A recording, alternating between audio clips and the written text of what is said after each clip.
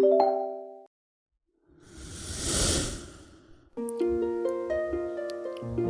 teman-temanku yang baik hatinya, apa kabar hari ini? Mudah-mudahan teman-teman semua diberikan kesehatan, umur panjang, dan selalu dilancarkan rezekinya. Bagaimana teman-teman aktivitas di hari ini? Apapun yang teman-teman kerjakan, apapun pekerjaan yang teman-teman embani, baik seperti saya di bidang persembakoan, atau di bidang-bidang apapun itu, mudah-mudahan selalu diberkati, dilancarkan semua pekerjaan-pekerjaannya sehingga mendapatkan berkat-berkat dan kesuksesan di masa depan. Amin. Di kesempatan kali ini, vlog harian Warung Idola ingin membagikan 8 kelebihan yang bisa kita dapatkan bila kita membangun usaha warung sembako, teman-teman. Nah, apa-apa saja kelebihannya? Ini dia. Yang pertama, teman-teman, usaha sembako selalu dibutuhkan masyarakat. Sembako atau 9 bahan pokok biasanya itu identiknya menjual bahan-bahan seperti beras, minyak goreng, mie instan, telur, dan berbagai macam jenis barang yang kita siapkan. Nah, sudah tentu barang-barang saya sebutkan tadi itu paling dibutuhkan masyarakat pada umumnya untuk memenuhi kebutuhan hidup. Sehingga keuntungan kita membuka usaha warung sembako itu akan berlangsung terus-menerus dengan waktu yang cukup panjang, semampu sekuatnya kita dalam mengelola itu. Jadi aman ketika kita membuka usaha warung sembako, teman-teman. Yang kedua, modal usaha bisa disesuaikan. Maksud disesuaikan di sini, teman-teman, menyesuaikan keadaan kita, teman-teman. Ketika kita ingin membuka warung sembako, tetapi modal kita kecil, tidak jadi persoalan. Kita bisa membangun usaha warung sembako dari awal dengan modal yang kecil, berlahan-lahan. Yang penting kita niat, kita punya kemauan, pasti usaha yang akan kita bangun dari modal kecil itu akan terus berlangsung, berkembang sampai besar, teman-teman. Tetapi kalau teman-teman punya modal yang sudah cukup besar, malahan itu juga lebih bagus karena barang-barangnya bisa lebih komplit begitu. Tetapi besar kecilnya usaha warung sembako, modal usaha untuk membuka warung sembako itu tidak jadi persoalan. Yang menjadi persoalan adalah ketika kita tidak punya niat. Jadi modal usaha bisa disesuaikan, teman-teman. Selanjutnya yang ketiga, stok barang mudah didapat. Nah, di tengah-tengah perkembangan zaman teknologi dan lain sebagainya, infrastruktur yang dibangun oleh pemerintah sehingga di daerah-daerah terpencil sekalipun sudah pasti banyak toko yang sudah masuk untuk membangun usaha, teman-teman. Seperti halnya di daerah saya, teman-teman. Sudah banyak toko walaupun jangkauannya agak terlalu jauh, tapi masih bisa kita jangkau sehingga kita masih bisa berbelanja dan bisa menyediakan barang-barang di warung kita untuk kita jual kembali. Apalagi di daerah teman-teman yang di perkotaan, sudah pasti banyak toko-toko besar, grosiran, dan lain sebagainya. Jadi stok barang itu mudah didapat, sehingga kita bisa membuka warung sembako.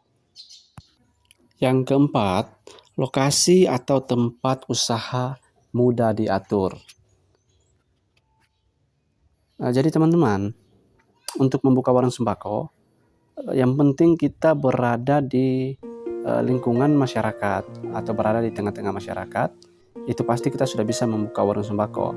Nah, soal tempat itu bukan jadi persoalan selagi kita memiliki rumah.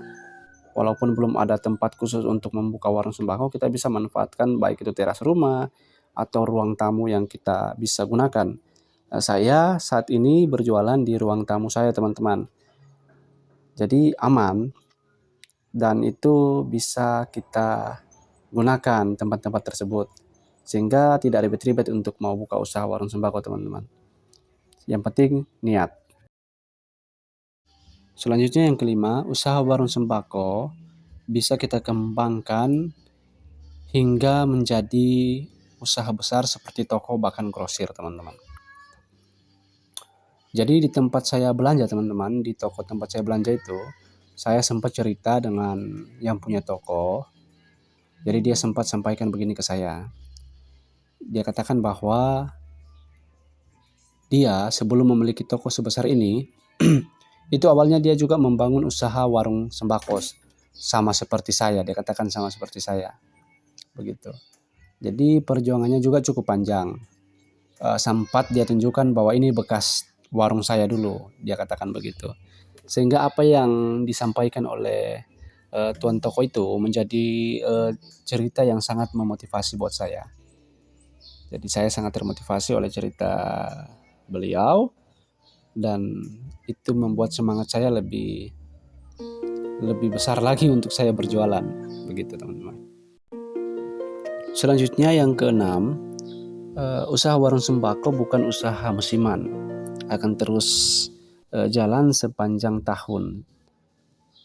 Jadi teman-teman, usaha warung sembako itu aman untuk kita jalankan, karena dia bukan usaha musiman, tetapi usaha yang akan terus berkembang dengan perkembangan zaman.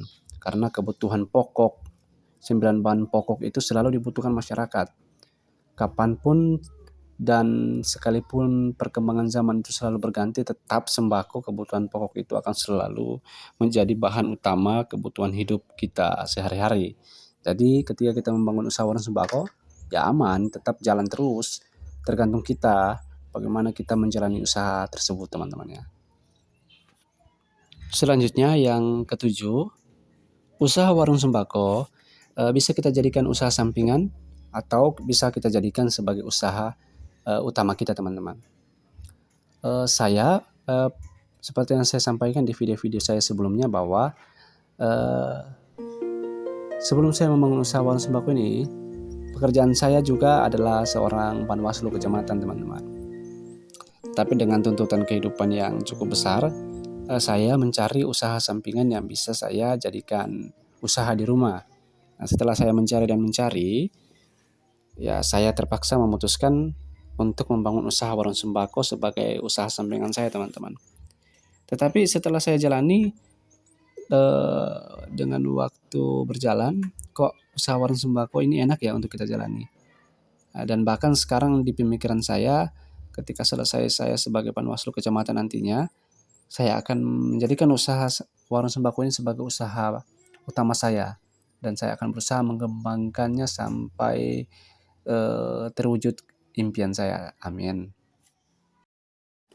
Selanjutnya yang terakhir, keuntungan warung sembako itu jelas perhitungannya. Jadi teman-teman, ketika kita berjualan warung sembako, dalam per hari itu ketika kita melakukan perhitungan pendapatannya berapa, terus keuntungan yang kita bisa dapatkan berapa, itu kita sudah bisa tahu, teman-teman. Jadi sangat jelas sekali kita melakukan perhitungan keuntungan di warung sembako, teman-teman. Nah itu. Jadi gimana teman-teman, tertarik enggak untuk buka warung sembako? Kalau tertarik, yuk gabung, kita sama-sama berusaha membangun usaha warung sembako. Nah jadi itu ya teman-teman, 8 keuntungan ketika kita membangun usaha warung sembako.